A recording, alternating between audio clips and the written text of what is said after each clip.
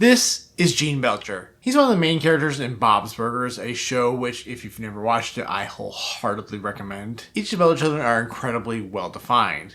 Louise loves chaos, Tina loves boys, and Gene, well, Gene loves music. And again, I'm going to reiterate, Bob's Burgers, which I'm going to be calling Bob's for a good portion of this video, is a show that you should definitely check out if you haven't. It does a lot of things right, and one of those things that Bob's Burgers almost always nails is holiday episodes. Valentine's Day, Halloween, and Christmas. So, why do I bring all this up? Well, there's one Christmas episode of Bob's that I had a realization about. An episode where Gene is absolutely crazily obsessed with a cheesy Christmas LP by Percy McTinslebud's Tinsel Machine. And see, he's so obsessed, he goes to sleep holding his vinyl. And of course, this leads to him breaking it. You're a great song. You're a great song. You're a great song. You're a great song. Huh? Ah! No! Oh my god! Oh my god! Gene, what is it? Oh no! To add insult to injury, turns out that the Belcher family's mission to replace this LP will be easier said than done. So what Gene had been listening to is now Lostwave, right? Not so fast. Stick around. I'll explain. Alright, so what Gene had been listening to had now become lost music, and not lost wave. Confusing, right? It's about to get even more complicated, because you could also say that what Gene had been listening to is now lost media. Of course, lost wave is also lost media, right? Well, the answer is, it depends. What does it depend on? Who you ask, of course. But let me rewind a bit, because I think a good place to start are definitions. Unfortunately, definitions can be tricky. Take lost media, for example. I hate to be the guy that says, well, Wikipedia says blah blah blah, but I am going somewhere with this, so bear with me. Because we're going to look at the Wikipedia definition of lost media. Quote, lost media is any piece of media thought to no longer exist in any format, or for which no copies can be located. The term primarily encompasses visual, audio, or audiovisual media, such as films, television, radio broadcasts, music, and video games. You can even see here how Wikipedia has separate articles for lost literary work and lost artwork, despite the fact that, at least in my opinion, lost artwork would qualify as lost media, and literary work probably could too. And we can dive even deeper into the minutiae here. Let's take a look at the Lost Media subreddit wiki page about their definition of lost media. That page says that, quote, lost media is media which is lost to the general public, that this media was intended to be viewable, or at some point was viewable to the public, but no longer is. It goes on to say that, quote, physical items such as plushies are not media and as such cannot be classed under the umbrella of lost media, which may be counter to that other sentence, and I hope you're already seeing how confusing this can all get. In fact, a great lost media YouTuber, L Supersonic, often covers things like rare plushies and obscure Halloween decorations. That said, I will give credit to the wiki for this sentence. Quote, at times we find that lost media which is lost, crosses over with other fields of media, such as r/obscure media, unreleased media, and in very rare cases, unidentified media. However, not all of these are lost media in their own right. And that's just part of the discussion that I'm going to be having in this video.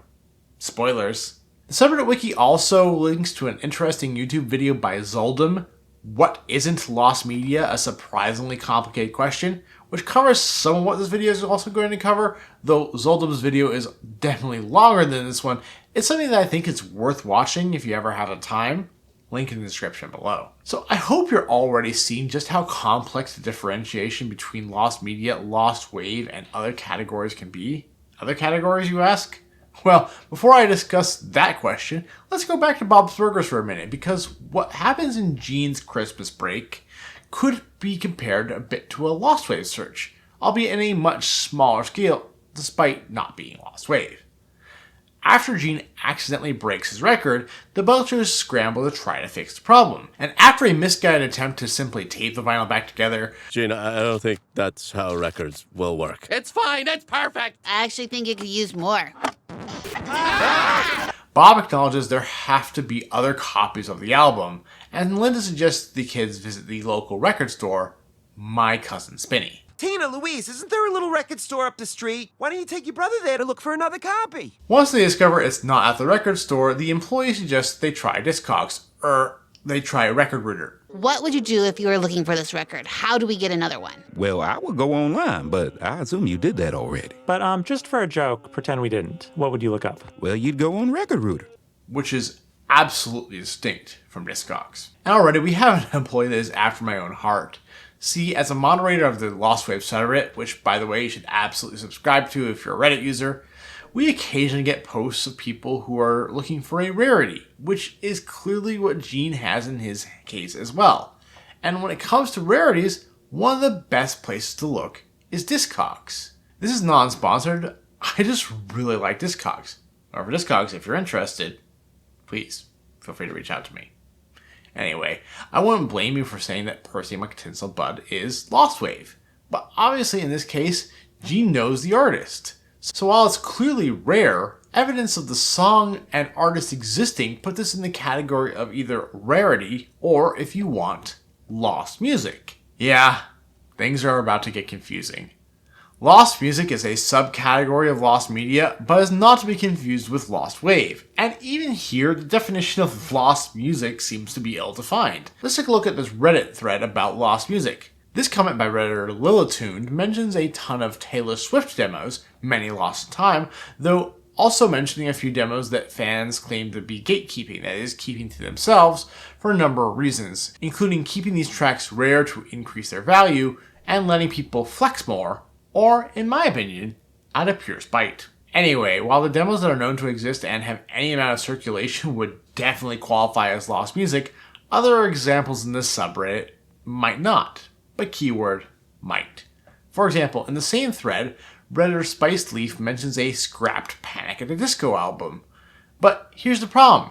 If it was scrapped, that is to say it was never finished, and no one outside the band and maybe a few producers ever heard the songs that were intended to be on that album, does that really qualify as lost music? The answer, at least in my opinion, is no. If an album was never accessible to anyone in the general public, then I don't see how it could be considered lost. Unfinished maybe, but not lost. And there is a surprisingly apt example in the Wu-Tang Clan album Once Upon a Time in Shaolin. For those unaware, this album is extraordinarily unique, as only one copy of the album was ever released and the master files were deleted. There was a time when no one outside of the Wu-Tang Clan and maybe a few producers had ever heard this album. And at that point, this couldn't be considered lost music or even rare music, just unreleased music. Then they auctioned off that one copy they made, along with letting a few other people hear just a bit of the album. At this point, once the album had been bought, the album suddenly changed to either being an extreme rarity or lost music. Oh, and it was also bought by Martin Shkreli, a pharma bro who was arrested in the midst of attempting to sell this album on eBay. By the way, after all that, it was auctioned by the US government as part of Shkreli's forfeiture agreement and bought by an NFT company. Also, more portions of the album have been played to the general public, and an NFT company is claiming it'll release it in whole once enough people buy their buy their NFTs. Anyway, this whole album's history is very interesting, and if it's something you'd like to learn more about, let me know in the comments below. Now, back to Gene's Christmas break. The clerk suggests a local collector who was able to get a hold of a very rare Christmas album. I mean, there are some collectors who go deeper than Record Rooter. Try this guy. He's local and he's a super obsessive collector. He once found a copy of Pavarotti's novelty record, Naughty Pavarotti. Whoa, guys. For those that don't watch the show, the kids have realized that this collector is Doug, father to Courtney, a very annoying girl who Gene was briefly together with. And Doug, gosh, let me just say that Doug is the type of record collector we all hope to meet. Most of the time when we're reaching out to random people on Discogs or other sites, we're lucky to even get a reply. But every once in a while, we'll start a conversation with a collector who truly wants to help, and I can think of a few such collectors who have made their way to the FMM server, and I'm thankful for each and every one of them.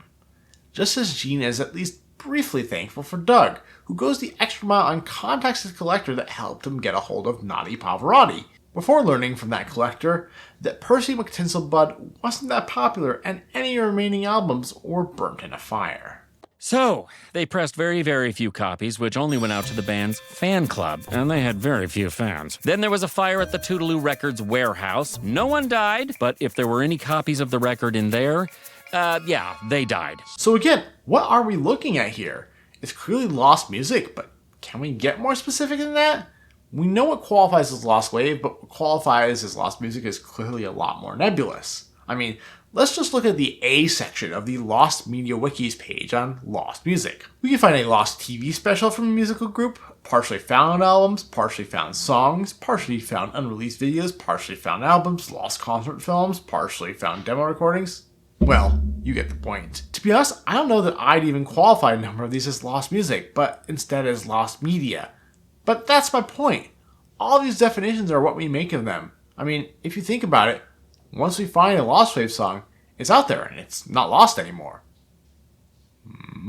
I'm going to go on a bit of a small rant here because we recently tried to list Fofo, aka Halloween Just the Facts, on the Lost Media Wiki, and one of the mods said it wasn't eligible because we can't call it lost just because we have an unidentified snippet. Yet, Lost Media Wiki also hosted pages on Lostwave songs like everyone knows that, so yeah, I have no clue what they're on. Oh, and in case you haven't watched it, you can find a link to my Fofo video in the description below. Let's have a palate cleanser and move back to Bob's, because trust me, there is a lesson to be learned here. See, the rest of the Belcher family, seeing how much Gene is suffering, decided they heard the Percy McTinselbud songs enough to recreate those songs themselves, which they do when Gene is not around. Percy McTinselbud's Tinsel Machine! Cut. Of course, when Gene gets back home and the family tell him what they've done, he shuts off the tape player during the first few seconds and screams no. Right, okay. No! Then he apologizes, realizing they did work hard on this, and also apologizing for destroying a real musical rarity. I'm sorry. You guys worked so hard. First I destroyed the last piece of precious musical history that should have been in whatever safe the League of Extraordinary Gentlemen have. And then I make you guys feel bad about trying to do something nice. And that's going to lead to me making one last point about definitions before I close this video out, because rarity is yet another nebulous music term that runs the gamut from lost wave, to lost music, to lost media, to subreddits like Help Me Find and Tip My Tongue. Heck, Wikipedia has an article on a term that I wasn't even familiar with before I started this video, called rare groove, which is, quote, music that is very hard to source or relatively obscure. And I believe that term could apply to most of the examples I've mentioned during this video. Even solved Lostwave songs could generally be considered as rare groove, as the vast majority of these songs didn't have that much attention prior to the Lostwave community. Which sends me back to Gene one more time.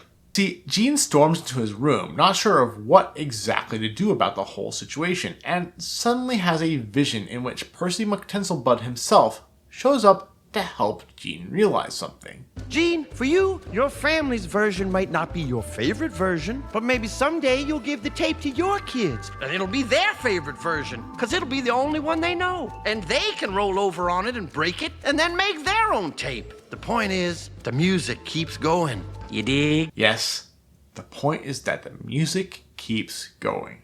That's what's amazing to me about the Lostwave community too. We're finding these obscure songs and bringing them back to life, and giving some bands such as The Defended and Fex revitalized careers. And that just feels so good. While I may still have to deal with the occasional misguided soul on the Lostwave subreddit trying to find a rarity when they already know the band's name, maybe we could all just get together and realize that even if Lostwave has this perception of being the weird cousin to Lost Media, that we all have the same mission.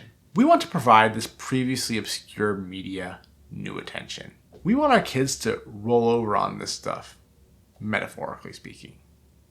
The point is, the music keeps going. Until next time, I'm Person of Distraction, and I'm now listening to Percy McTinselbud's Tinsel Machine. He makes us tinsel if you know what I mean. He hangs it everywhere. Christmas shopping on the down, yeah. He's got that tinsel at Christmas time. You know he's gonna make it shine.